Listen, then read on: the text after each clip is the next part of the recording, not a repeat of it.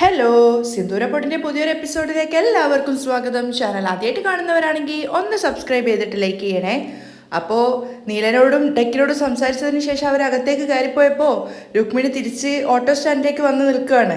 എന്നിട്ട് അവർ രണ്ടുപേരും കാണുന്നില്ലെന്ന് ഉറപ്പ് വരുത്തിയിട്ട് ഇന്ദുവിനെ വിളിച്ചു വരുത്തുന്നുണ്ട്. അപ്പോൾ ഇത്രയും നേരം ഇവർ സംസാരിച്ചതൊക്കെ ഇന്ദു അവിടെ നിന്ന് മറിഞ്ഞ് കേൾക്കുന്നുണ്ടായിരുന്നു. ഇന്ദു വരുമ്പോഴേക്കും അവളുടെ കണ്ണ് കരഞ്ഞ് കലങ്ങിയിട്ടുണ്ടെങ്കിലും അതേസമയം അവൾക്ക് ഒത്തിരി സന്തോഷമാവുന്നുണ്ടായിരുന്നു. കാരണം നീലൻ അവളെ എത്രത്തോളം സ്നേഹിക്കുന്നുണ്ട് അവൾ തന്നെ കേട്ടതാണ്. അപ്പോൾ രുക്മിണി അവളോട് പറയുന്നുണ്ട്, നീ കേട്ടില്ലേ ഇന്ദു, നീലകണ്ഠൻ്റെ മനസ്സ് നിറയെ നീ മാത്രമേ ഉള്ളൂ. ഏതു നേരവും നിന്നെപ്പറ്റിയും നിന്റെ സന്തോഷങ്ങളെ പറ്റിയും മാത്രം ചിന്തിക്കുന്ന ഇങ്ങനെ ഒരു പയ്യനെ നീ മിസ് ചെയ്യരുത് ഇന്ദു. ഇന്ദു മറുപടിയൊന്നും പറയുന്നില്ലെങ്കിലും അവൾക്കും കാര്യങ്ങളൊക്കെ മനസ്സിലായിട്ടുണ്ടായിരുന്നു. ആവശ്യമില്ലാത്ത പ്രശ്നങ്ങൾ മനസ്സിൽ നിന്ന് എടുത്തു കളഞ്ഞിട്ട് വേഗം തന്നെ ജീവിതം ആരംഭിക്കേ. ഇതിനേക്കാളും നല്ലൊരു വ്യക്തിയെയൊന്നും ഈ ജീവിതത്തിൽ ആർക്കും കിട്ടില്ല. നിങ്ങളുടെ രണ്ടുപേരുടെയും ജീവിതം നിങ്ങൾ പകുതി വഴിക്കിട്ടിട്ട് മറ്റുള്ളവരെ കളി കാണാൻ അനുവദിച്ച് കാഴ്ചക്കാരിയായിട്ട് നോക്കിക്കൊണ്ട് നിൽക്കരുത്.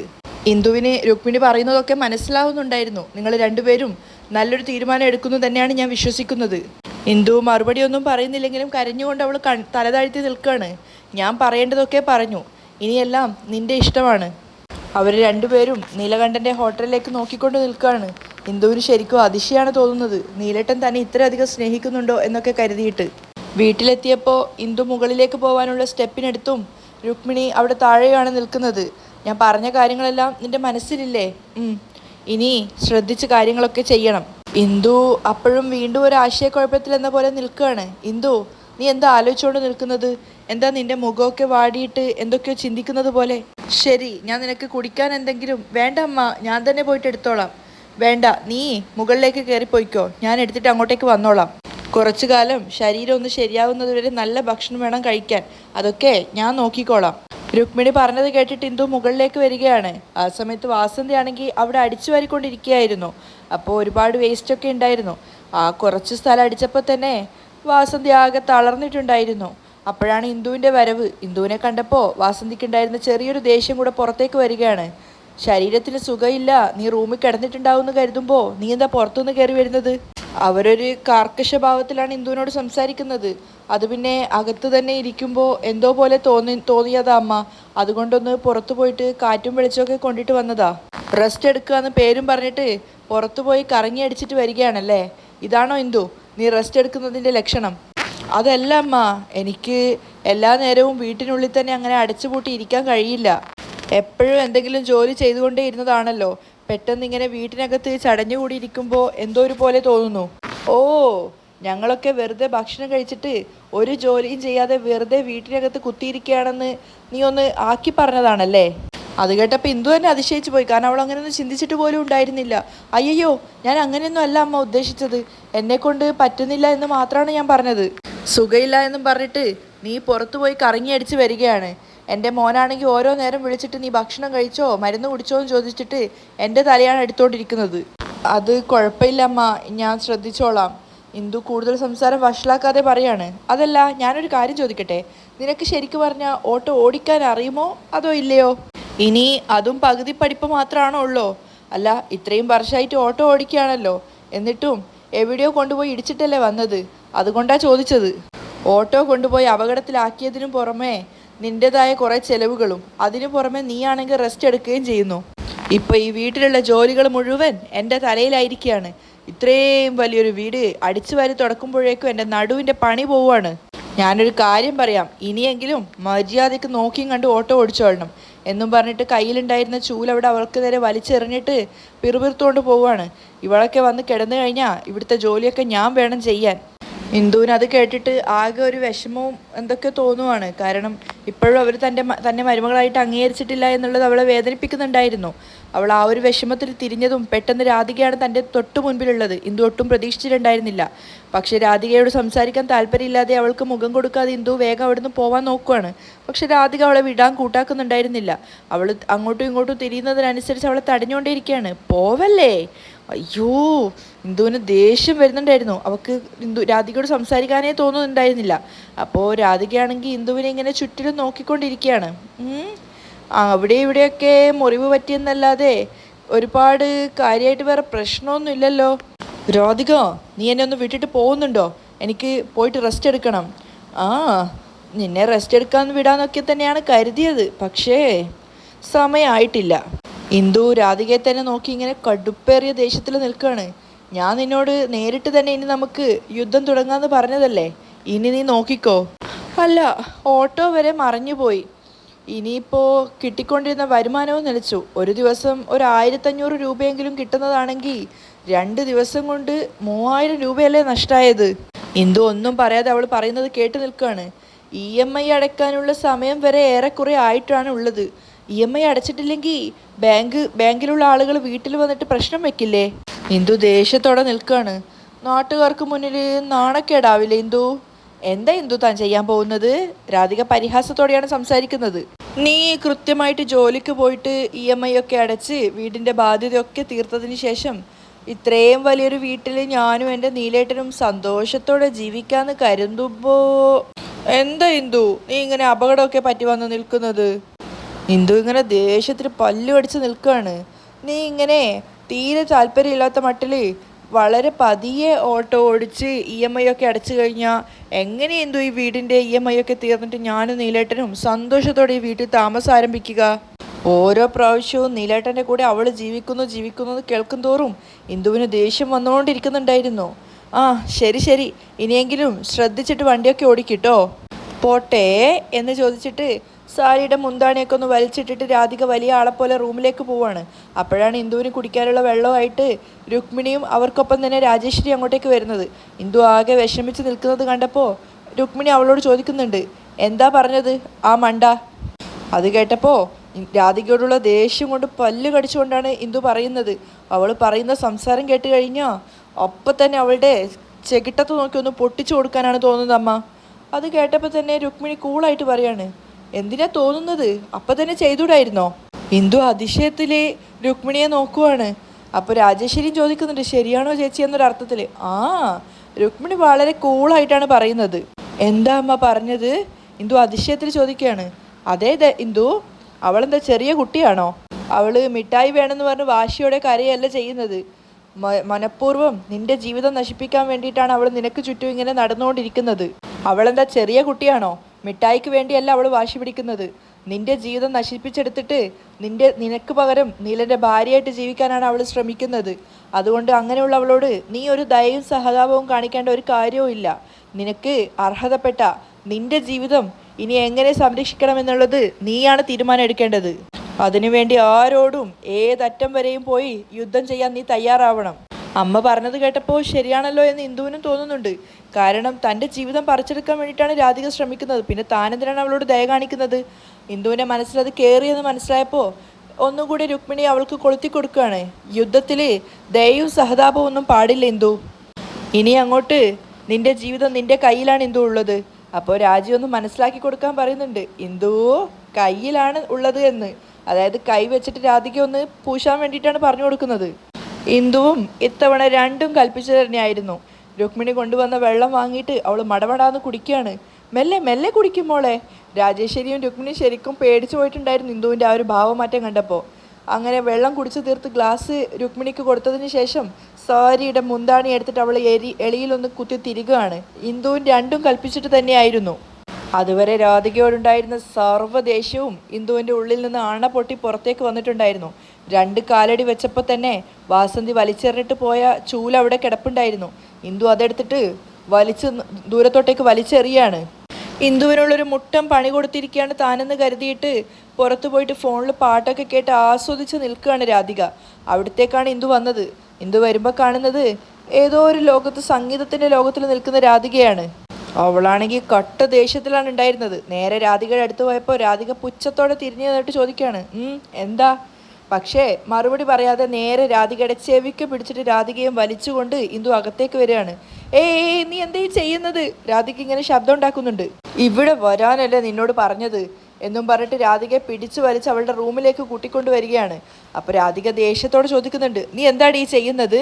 രാധികയുടെ കയ്യിലുണ്ടായിരുന്ന ബ്ലൂടൂത്തും ഫോണും ഒക്കെ വലിച്ചു വാങ്ങിയിട്ട് ഇന്ദു അവിടെ ബെഡിലിടുകയാണ്. അപ്പോൾ രാധികയാണെങ്കിൽ നല്ല ദേഷ്യത്തിലാണുള്ളത്. നോക്ക്, ഇങ്ങനെയൊന്നും എന്നോട് ചെയ്യാൻ പാടില്ല. മര്യാദയ്ക്ക് എൻ്റെ റൂം വിട്ട് നീ പുറത്തു പോവാൻ നോക്ക്, അല്ലെങ്കിൽ നീ എന്താണ് ചെയ്യുക എന്നും പറഞ്ഞിട്ട് രാധികയുടെ കൈ പിന്നാമ്പുറം പിടിച്ചു വലിച്ചിട്ട് ഇന്ദു അവളെ ചുമരിനോട് ചേർത്ത് നിർത്തുകയാണ്. ഇന്ദുവിൽ നിന്ന് ഇങ്ങനെ ഒരു പ്രതികരണം രാധിക ഒട്ടും പ്രതീക്ഷിക്കാത്തത് കാരണം അവൾ തന്നെ ഭയന്നു പോയിട്ടുണ്ടായിരുന്നു. നിന്റെ ബുദ്ധി എന്താ നഷ്ടപ്പെട്ടോ ഇന്ദു? എന്താണ് നീ ചെയ്യുന്നത്? നിന്നോട് ഞാൻ ചോദിക്കുന്നത്. എൻ്റെ ബുദ്ധിയല്ല നഷ്ടപ്പെട്ടത്, നിന്റെ ബുദ്ധിയാ നഷ്ടപ്പെട്ടത്. ഇന്ദു തിരിച്ചു പറയാണ്, എന്തൊക്കെയാണ് നീ ഇങ്ങനെ പറഞ്ഞുകൊണ്ടിരിക്കുന്നത്? അപ്പോൾ രാധികയെ തിരിച്ചു നിർത്തിയിട്ട് ഇന്ദു ചോദിക്കുന്നുണ്ട്, ആരാടി സംസാരിച്ചുകൊണ്ട് നിൽക്കുന്നത്? ഞാനോ? വേറൊരുത്തിയുടെ ഭർത്താവിനെ എൻ്റെ ഭർത്താവായിട്ട് വേണമെന്ന് പറഞ്ഞിട്ട് നാട്ടുകാർക്ക് മുഴുവൻ മുന്നിൽ വെച്ചിട്ട് ഓളായിട്ട് സംസാരിച്ചില്ലേ? അങ്ങനെയുള്ള നിനക്കാണോ വട്ട്, എനിക്കാണോ വട്ട്? ഞാനാണോ പൊട്ടത്തരം വിളിച്ചു പറയുന്നത്, നീയാണോ പൊട്ടത്തരം വിളിച്ചു പറയുന്നത്? ഇന്ദുവിൻ്റെ ഭാവമാറ്റം രാധികയെ ശരിക്കും നന്നായിട്ട് ഭയപ്പെടുത്തിയിട്ടുണ്ടായിരുന്നു. അതുകൊണ്ട് തന്നെ അവൾ ഒന്നും മിണ്ടാതെ കേട്ട് നിൽക്കുകയാണ്. ഇന്ദു ആണെങ്കിൽ ഇത്തവണ നല്ല പെർഫോമൻസിലാണ് ഉണ്ടായിരുന്നത്. എങ്ങനെ മനസ്സിലായില്ല? ഞാൻ എൻ്റെ ഭർത്താവിനെ നിനക്ക് വിട്ടു തന്നിട്ട്, ഞാൻ കഷ്ടപ്പെട്ടുണ്ടാക്കി വീടും നിനക്ക് തന്നിട്ട് ഞാൻ ഇവിടുന്ന് പോവുകയും അത് പോരാതെ മറ്റൊരുത്തിയുടെ ഭർത്താവിൻ്റെ കൂടെ നിനക്കിവിടെ സന്തോഷത്തോടെ ജീവിക്കണം അല്ലേ രാധിക? ഇത്തവണ രാധിക ശരിക്കും നാണിച്ചു പോയിട്ടുണ്ടായിരുന്നു. അവൾ അതിന് മറുപടി പറയാതെ നിൽക്കുന്ന സമയത്ത് ഇന്ദു ഒന്നുകൂടെ അവളുടെ അടുത്തേക്ക് പോയിട്ട് ചോദിക്കുകയാണ്, നാട്ടിൽ അതിന് പറയുന്ന പേരെന്താണെന്ന് അറിയാമോ?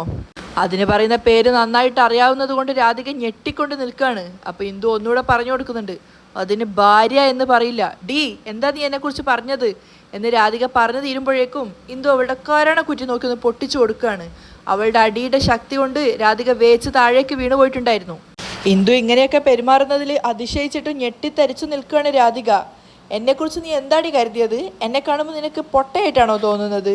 നീ ചെയ്യുന്ന എല്ലാ കാര്യങ്ങളും പേടിയോടെ കണ്ടു നിന്ന് ഭയന്നിട്ട് എൻ്റെ ഭർത്താവിനെ നിനക്ക് വിട്ടു തന്നിട്ട് ഞാൻ അങ്ങനെ ഇവിടുന്ന് ഇറങ്ങി പോകുന്നാണോ നീ കരുതിയത്?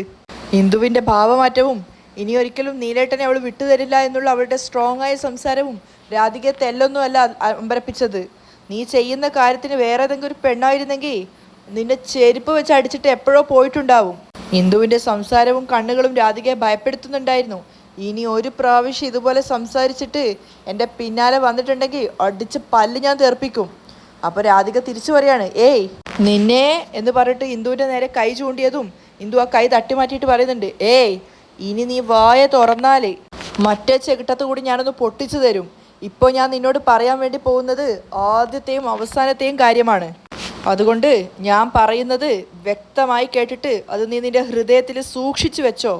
നീലേട്ടൻ എൻ്റെ ഭർത്താവാണ്. ഇന്ദുവിൻ്റെ സംസാരം കേട്ടിട്ട് രാധിക ശരിക്കും ഞെട്ടിപ്പോയി. ഇത്രയും കാലം അവൾ ചിന്തിച്ചുകൊണ്ടിരുന്നത് ഇന്ദുവിനെ എന്തെങ്കിലുമൊക്കെ പറഞ്ഞിട്ട് നീലേട്ടൻ്റെ ജീവിതത്തിൽ നിന്ന് മാറ്റാമെന്നും നിയമോളുടെ വെറും ഒരു ആയ മാത്രം ആക്കാമെന്നായിരുന്നു. പക്ഷെ ഇത്തവണ ഇന്ദുവിൻ്റെ സംസാരം രാധികയെ തെല്ലൊന്നുമല്ല പേടിപ്പിച്ചത്. എപ്പോഴും നീലേട്ടൻ എൻ്റെ ഭർത്താവ് മാത്രമായിരിക്കും. അതല്ലാതെ ഇനി അദ്ദേഹത്തിൻ്റെ ജീവിതത്തിൽ മറ്റൊരു പെണ്ണിനും സ്ഥാനമില്ല. അതുകൊണ്ട് വേണ്ടാത്ത മനസ്സിലുള്ള ഇങ്ങനെയുള്ള ചിന്തകളൊക്കെ മാറ്റിവെച്ചിട്ട് നിന്റെ മാമിയുടെ സംസാരം കേട്ടിട്ട് വെറുതെ നീലേട്ടനെ ചുറ്റിക്കൊണ്ട് നടക്കാതെ നല്ല അടക്കവും ഒതുക്കമുള്ള പെണ്ണായിട്ട് നിന്റെ അച്ഛൻ പറയുന്നതനുസരിച്ചിട്ട് അദ്ദേഹം കൊണ്ടുവരുന്ന നല്ല പയ്യനെ കല്യാണം കഴിച്ച് കുടുംബജീവിതം നയിക്കാൻ നോക്കിക്കോ.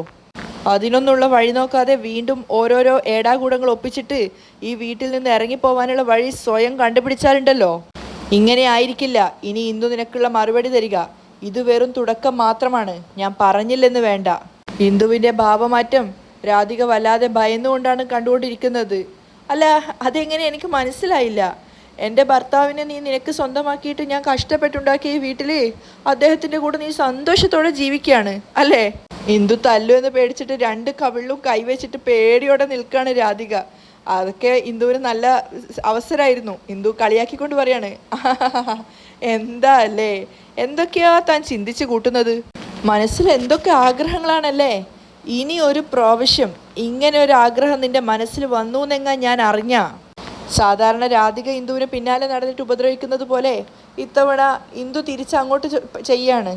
പിന്നെ നിനക്ക് സംഭവിക്കുന്ന കാര്യത്തിനൊന്നും ഞാൻ ഉത്തരവാദിയായിരിക്കില്ല രാധിക. ഇനി നീ നീലേട്ടനെ കാണുന്ന സമയത്ത് നിന്റെ മനസ്സിൽ അദ്ദേഹം നിന്റെ ഏട്ടനാണെന്നുള്ള ചിന്ത മാത്രമേ ഉണ്ടാവാൻ പാടുള്ളൂ. എന്താ രാധിക, ഞാൻ പറഞ്ഞതൊക്കെ നിനക്ക് മനസ്സിലായോ? നല്ല കുട്ടിയായിട്ട് ഞാൻ പറയുന്നത് അനുസരിക്ക് കേട്ടോ. ഇന്ദു ശരിക്കും ഒരു കുഞ്ഞു റൗഡിയായിട്ടാണ് സംസാരിക്കുന്നത്. ഞാൻ തന്നെ നിനക്ക് നാത്തൂനായിട്ട് വന്നിട്ട് നിന്റെ കല്യാണത്തിന് എല്ലാ കാര്യങ്ങളും മുൻപന്തിയിൽ നിന്നിട്ട് ചെയ്യും, പോരെ? ചിരിച്ചുകൊണ്ടാണ് ഇന്ദു പറയുന്നത്. ഇപ്പോൾ ഞാൻ പറഞ്ഞതൊക്കെ നിനക്ക് മനസ്സിലായി കാണുമെന്ന് എനിക്ക് മനസ്സിലായി, ഞാൻ പോട്ടെ എന്ന് പറഞ്ഞ് ചിരിച്ചുകൊണ്ട് ഇന്ദു അവിടുന്ന് പോവുകയാണ്. രാധികയാണെങ്കിൽ രണ്ട് കവിളിലും കൈയും വെച്ചിട്ട് സംഭവിച്ചതൊന്നും വിശ്വസിക്കാനാവാതെ തരുത്ത് നിൽക്കുകയാണ്. ഇന്ദു പോയതിൻ്റെ ഷോക്ക് കഴിഞ്ഞപ്പോൾ രാധിക വേഗം കണ്ണാടിക്ക് മുന്നിൽ ചെന്ന് നോക്കുകയാണ്. ഇന്ദുവിൻ്റെ 5 വിരലുകളും അവളുടെ കവിളിലുണ്ടായിരുന്നു. അത് കണ്ടപ്പോൾ രാധികയ്ക്ക് സഹിക്കാനാവുന്നില്ല. അവൾ അലറുവാണ്. ഇതുവരെ എൻ്റെ അച്ഛൻ പോലും എന്നെ അടിച്ചിട്ടില്ല. എന്നെ നീ അടിച്ചല്ലേ? രാധിക വീണ്ടും ഇന്ദു അടിച്ചത് തന്നെ ഓർത്തുകൊണ്ടിരിക്കുകയാണ്. അവൾക്ക് വല്ലാത്ത അപമാനം തോന്നുന്നുണ്ടായിരുന്നു. ഇന്ദു തല്ലിയ കവിളിൽ വെച്ചിട്ട് വേദന സഹിക്കാനാവാതെ ഇരിക്കുകയാണ് രാധിക. ആ സമയം പുറത്ത് രാജേശ്വരിയും രുക്മിണിയും വന്നിട്ടുണ്ടായിരുന്നു. അവരാണെങ്കിൽ വാതിലിന് 2 തവണ മുട്ടിയതിന് ശേഷം നേരെ അകത്തേക്ക് കയറി വരികയാണ്. അപ്പോൾ രാധികയാണെങ്കിൽ അവരെ കണ്ടപ്പോൾ വേഗം ചാടി എഴുന്നേൽക്കുന്നുണ്ട്. രാധികയെ നോക്കിയിട്ട് മുഖത്ത് കവിളിൽ ആ ഒരു പാട് കണ്ടപ്പോൾ രുക്മിണി സ്വതസിദ്ധമായ ശൈലിയിൽ അവളെ കളിയാക്കാൻ തുടങ്ങുകയാണ്. അയ്യയ്യോ, ഇതെന്താ രാധിക, മുഖം പഴുത്ത മാങ്ങ പോലെ ചുവന്ന് തുടുത്തിരിക്കുന്നത്? അവർ തന്നെ പരിഹസിക്കുന്നതാണെന്ന് രാധികയ്ക്ക് നന്നായിട്ട് മനസ്സിലായിട്ടുണ്ടായിരുന്നു. അതുകൊണ്ട് തന്നെ അവൾ അങ്ങനെയാണ് അവരെ നോക്കുന്നത്. അപ്പോൾ രുക്മിണി ചിരിച്ചുകൊണ്ട് ചോദിക്കുകയാണ്, അടിയുടെ ശക്തി കുറച്ച് കൂടിപ്പോയെന്നാ തോന്നുന്നത്. അതേ ചേച്ചി, രാജേശ്വരിയും കളിയാക്കി ചിരിക്കുവാണ്. രാധികയ്ക്ക് മനസ്സിലായി അവർ രണ്ടുപേരും തന്നെ പരിഹസിക്കാൻ വേണ്ടി മനഃപൂർവ്വം വന്നതാണെന്ന്. പിന്നെ അടി കുറച്ച് ബലമുള്ളത് തന്നെ ആയിരിക്കും, ശബ്ദം താഴെ വരെ കേട്ടതല്ലേ? രുക്മിണി ഓരോന്നോരോന്ന് കളിയാക്കിക്കൊണ്ട് പറയുമ്പോൾ രാധികയുടെ ക്ഷമ നശിക്കുന്നുണ്ടായിരുന്നു. ഹോ, അടിയുടെ ശബ്ദം കേട്ടപ്പോൾ തന്നെ എനിക്കെൻ്റെ പല്ല് വേദനിക്കുന്ന പോലെയാണ് തോന്നിയത്. താഴെ നിന്ന് കേട്ട എനിക്ക് തന്നെ ഇതാ അവസ്ഥയെങ്കിൽ അടി വാങ്ങിയ നിന്റെ അവസ്ഥ എന്തായിരിക്കും? പാവം. ഇതുകൊണ്ടാണ് പറയുന്നത്, സമാധാനത്തോടെ പോകുന്നവര് അങ്ങനെ പാവങ്ങളാണെന്ന് തെറ്റിദ്ധരിക്കരുത്. അവരടങ്ങിയിരിക്കുന്നത് അവരുടെ മര്യാദ കൊണ്ട് മാത്രമാണ്. ഇന്ദു തിരിച്ചൊന്നും പറയുന്നില്ലെന്ന് കരുതിയിട്ട് അവളുടെ തോളിൽ കയറി നിരങ്ങാന്ന് കരുതിയല്ലേ? ഇപ്പോൾ നല്ല ആവശ്യത്തിനുള്ളത് കിട്ടിയില്ലേ? അതേ ചേച്ചി എന്നും പറഞ്ഞിട്ട് രാജിയും കളിയാക്കുകയാണ്. അല്ല രാജി, നമ്മളിങ്ങനെ നമുക്ക് തോന്നിയതൊക്കെ പറഞ്ഞുകൊണ്ടിരിക്കുകയാണ്, ഈ കൊച്ചെന്താ ഒന്നും മിണ്ടാത്തത്? അയ്യോ, ഇനിയൊരു പക്ഷേ ഇന്ദുവിൻ്റെ അടി കൊണ്ടിട്ട് ഇതിൻ്റെ കാതിൻ്റെ കേൾവിശക്തി നഷ്ടപ്പെട്ടിട്ടുണ്ടാവുമോ? അയ്യോ എന്ന് പറഞ്ഞിട്ട് രാധികയുടെ ചെവിക്കടുത്ത് പോയിട്ട് ഞൊട്ട വിട്ട് കൊടുത്തു നോക്കുവാണ്. അത് രാധികയെ മനഃപൂർവ്വം പരിഹസിക്കുന്നതാണ്. അപ്പോൾ കൈ തട്ടി മാറ്റിയിട്ട് രാധിക പറയുന്നുണ്ട്, എന്താ നിങ്ങൾ എന്നെ കളിയാക്കാൻ വന്നതാണോ? അപ്പോൾ രാജേശ്വരിയെ നോക്കിയിട്ട് രുക്മിണി പറയുന്നുണ്ട്, കേൾക്കുന്നുണ്ട്, കാത് കേൾക്കുന്നുണ്ട്. രണ്ടുപേരും രാധികയെ മാക്സിമം വെറുപ്പേറ്റിക്കൊണ്ടിരിക്കുകയാണ്. രാധികയ്ക്ക് അത് മനസ്സിലായിട്ടുണ്ടായിരുന്നു.